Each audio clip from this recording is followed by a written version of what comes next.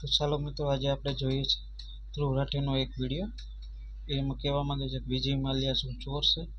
તો આપણે ખોટી વાતચીત ન કરતા સીધો વિડીયો જોઈએ. ચાલો.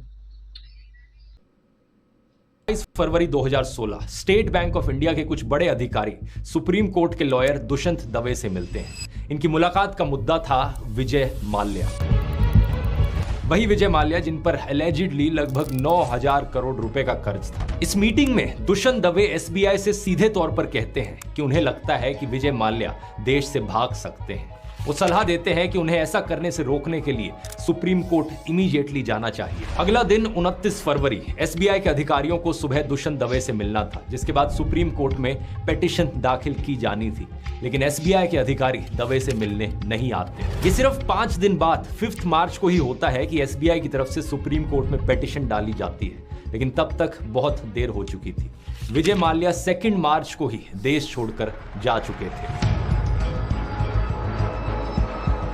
इस घटना के 9 साल बाद अब विजय माल्या एक पॉडकास्ट करते हैं यूट्यूबर राज शमानी के साथ. इसमें वो कहते हैं कि वो देश छोड़कर भागे नहीं थे, बल्कि फाइनेंस मिनिस्टर अरुण जेटली को बताकर जेनीवा गए थे. I told the finance minister Arun Jaitley before leaving for the airport and then I flew. 4 घंटे से ज्यादा लंबे इस पॉडकास्ट में वो अपने ऊपर लगे अलग अलग आरोपों को डिफेंड करते हैं और वो अपनी तरफ से पूरी कोशिश करते हैं ये बताने की कि उनकी कोई गलती नहीं थी यहाँ पर. So all this narrative of चोर कभी अपना पर्सनल गारंटी देता है क्या? मेरी राय में दोस्तों, एक तरफ तो ये खबर बड़ी अच्छी है यूट्यूब कम्युनिटी के लिए कि इतने हाई प्रोफाइल इंटरव्यूज अब यूट्यूबर्स को दिए जा रहे हैं इंडियन मीडिया को दिए जाने की जगह. इससे पता चलता है कि इंडियन मीडिया से हर किसी का भरोसा उठ गया है. लेकिन दूसरी तरफ एक कंसर्न भी है यहाँ पर, एक बड़ा महत्वपूर्ण सवाल कि क्या ये पॉडकास्ट अब सिर्फ एक जरिया बन गए हैं लोगों के पीआर के लिए. आज विजय माल्या राज शमानी के साथ पॉडकास्ट पर बैठे हैं. इससे पहले ललित मोदी बैठे थे.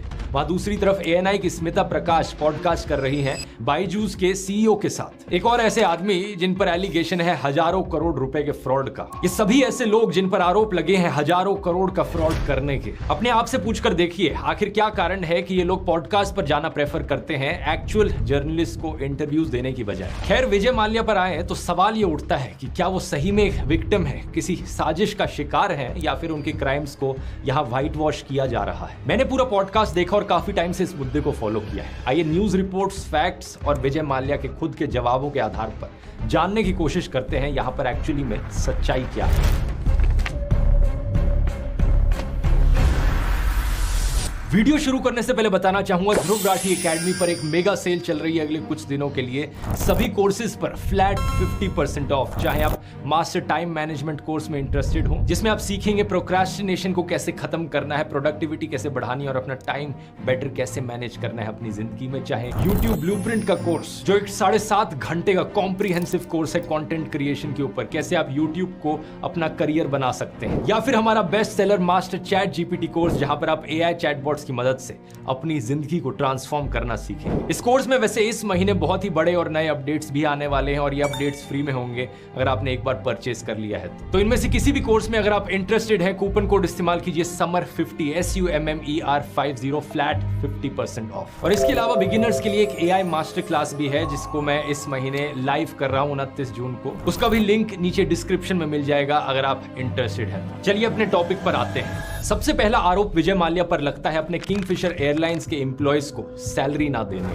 ये मिड 2012 के अराउंड हुआ था जब एयरलाइन के एम्प्लॉयज को सैलरी मिलना बंद हो गई थी. 20 अक्टूबर 2012 से एयरलाइंस ने अपनी सारी फ्लाइट्स बंद कर दी थी और 31 दिसंबर 2012 को डीजीसीए ने फॉर्मली इस एयरलाइन का लाइसेंस कैंसिल कर दिया था. So the crisis-ridden airline's license has now been suspended by the DGCA. जनवरी 2013 की इस खबर को देखिए. एम्प्लॉयज को ऑलरेडी 8 महीने हो गए थे काम करते हुए और 8 महीने से उनको सैलरी नहीं मिली थी. अब अपने 2025 के इस पॉडकास्ट में माल्या कहते हैं कि वो अपने एम्प्लॉयज की बहुत केयर करते हैं. I would ask anyone to check on how I cared for my employees.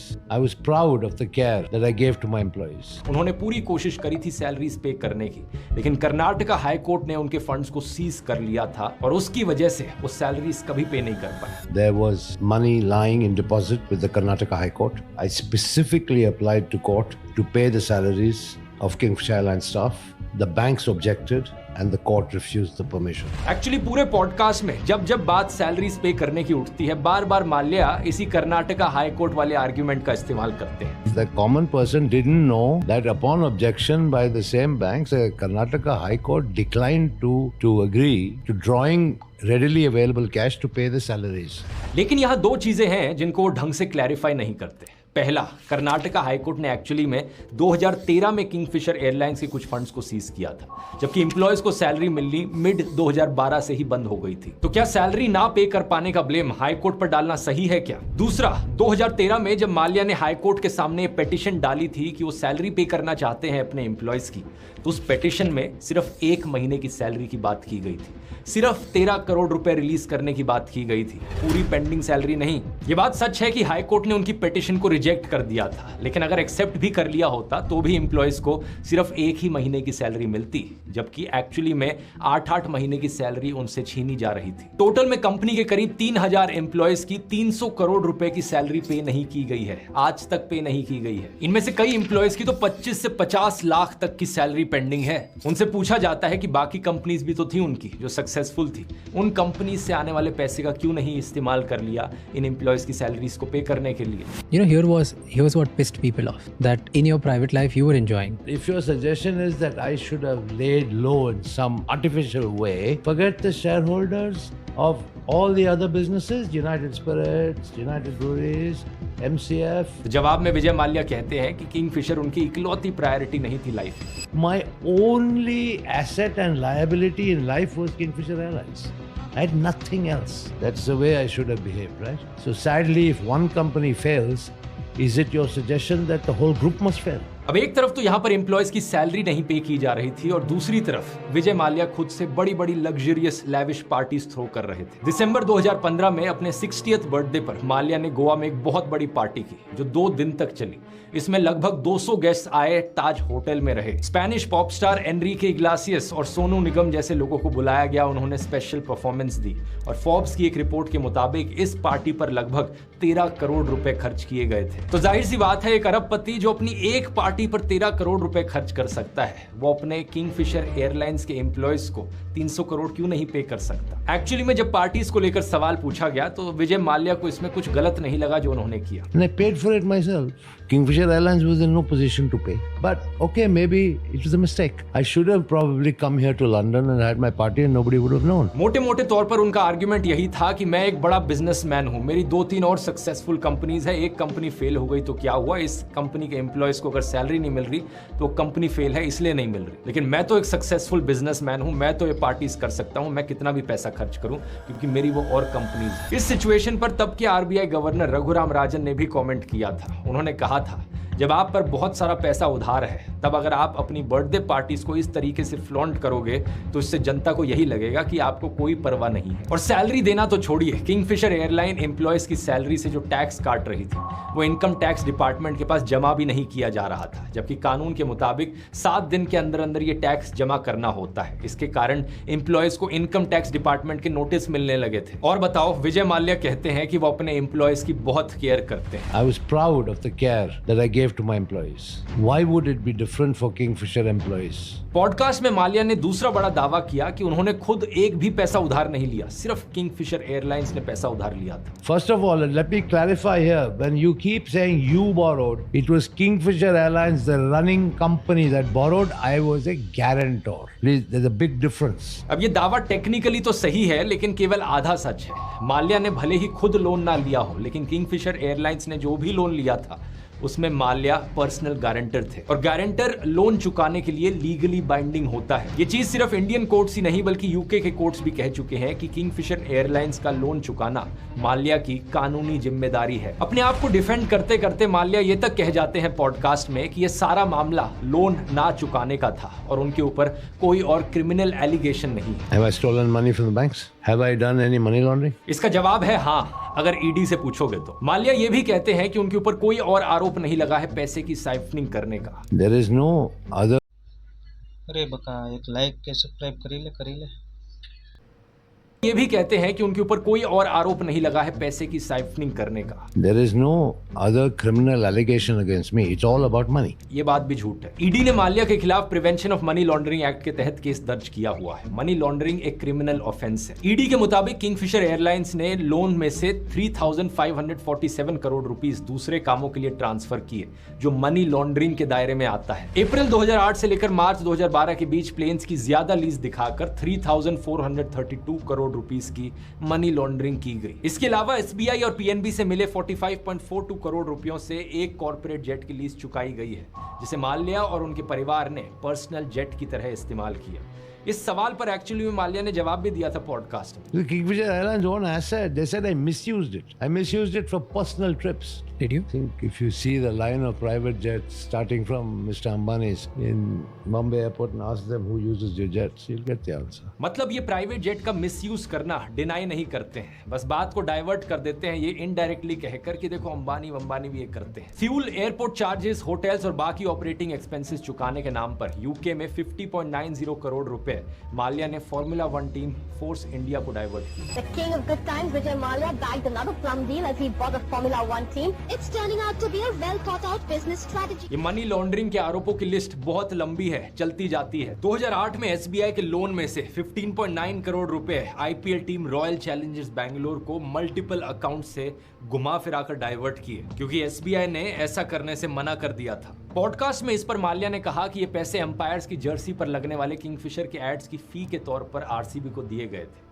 लेकिन अगर ये एडवर्टाइजिंग फीस थी तो एसबीआई ने इसे ट्रांसफर करने से मना क्यों किया था। एक और आरोप माल्या पर लगा है कि उन्होंने अप्लाई करने से पहले ही आईडीबीआई के अधिकारियों को लोन पास करने के लिए तैयार कर लिया था। किंगफिशर एयरलाइंस की नेगेटिव नेटवर्थ और लो क्रेडिट रेटिंग के बाद भी बैंक के अधिकारियों ने इस लोन को बिना कोलैटरल मंजूरी दे दी। इस एयरलाइंस पर आईडीबीआई बैंक से लोन लेते वक्त ओवर वैल्यूएशन दिखाने का आरोप भी था। उन्होंने बैंक को कंसल्टेंसी फर्म ग्रांट थॉर्नटन की एक रिपोर्ट दी, जिसमें एयरलाइन की ब्रांड वैल्यूएशन 3,406 करोड़ रुपीस बताई गई थी, लेकिन ये वैल्यूएशन फ्यूचर के रेवेन्यू प्रोजेक्शन के आधार पर थी और किंगफिशर एयरलाइंस ने ये बात आईडीबीआई बैंक को नहीं बताई थी। कॉर्पोरेट गारंटी देते वक्त भी ऐसा ही कुछ किया गया था। नवंबर 2008 में माल्या की यूनाइटेड ब्रूअरीज होल्डिंग ने किंगफिशर एयरलाइंस के लिए कॉर्पोरेट गारंटर बनते समय अपनी वैल्यू 6,036 करोड़ रुपीस बताई, जबकि 31 मार्च तक कंपनी की नेटवर्थ सिर्फ 505 करोड़ रुपए ही थी। और सुनो, माल्या पर विदेश में प्रॉपर्टी को छिपाने के आरोप भी लगे हैं। ईडी की एक चार्जशीट के मुताबिक 2010 में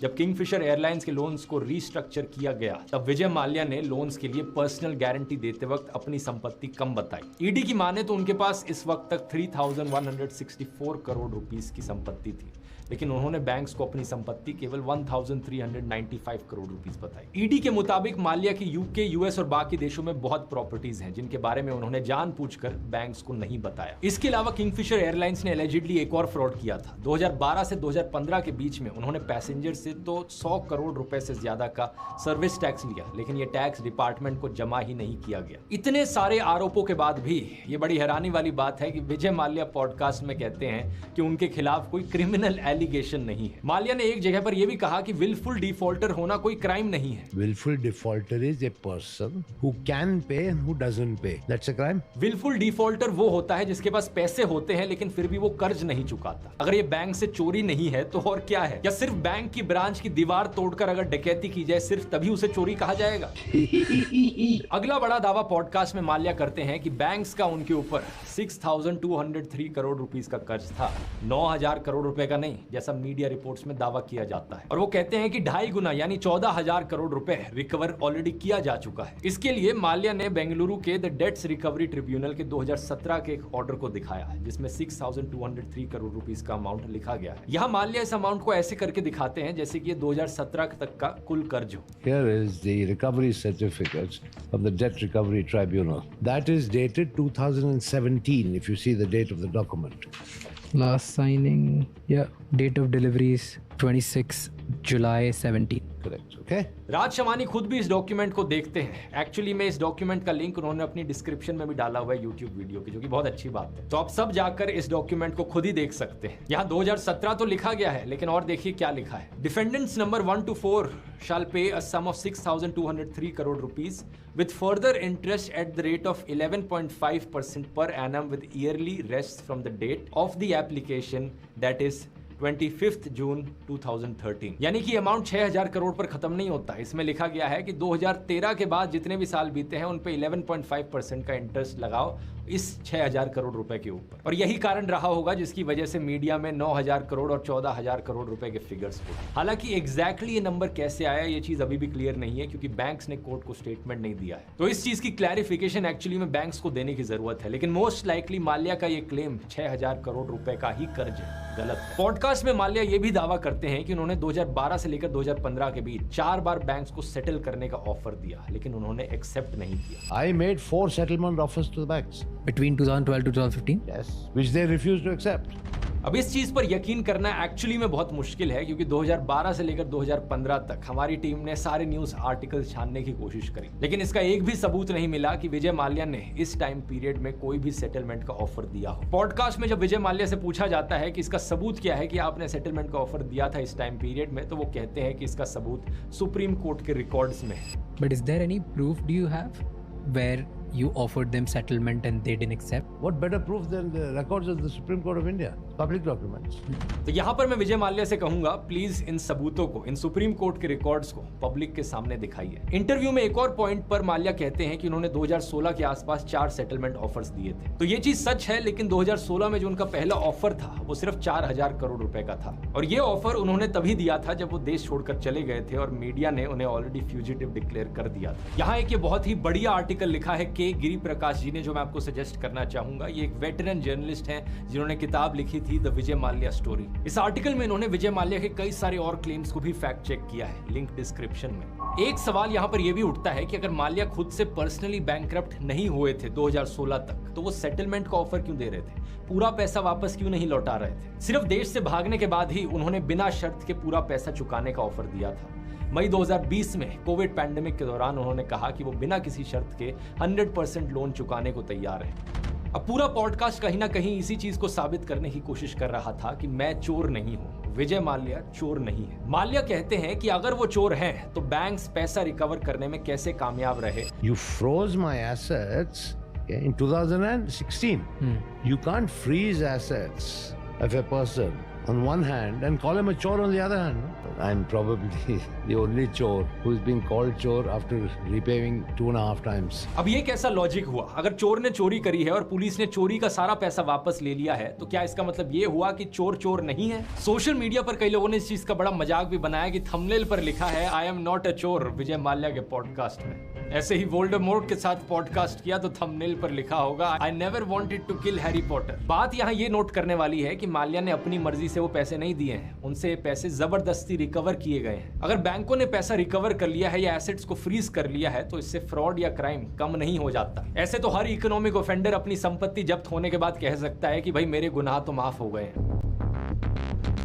पॉडकास्ट में एक और इंटरेस्टिंग दावा माल्या करते हैं कि 2008 की इकोनॉमिक रिसेशन के बाद वो फाइनेंस मिनिस्टर प्रणब मुखर्जी से मिलने जाते हैं। वो कहते हैं कि वो किंगफिशर को डाउनसाइज करना चाहते हैं और लोगों को नौकरी से निकालना पड़ेगा, लेकिन प्रणब मुखर्जी ने कहा कि अभी कनेक्टिविटी और जॉब्स इंपॉर्टेंट है और आप डाउनसाइज मत करो, बैंक्स आपको सपोर्ट करेंगे। I went to Shri Pranab Mukherjee, then Finance Minister of India, and I said, Pranab da, আমার প্রবলেম আছে, Kingfisher Airlines के डाउनसाइज करते होबे।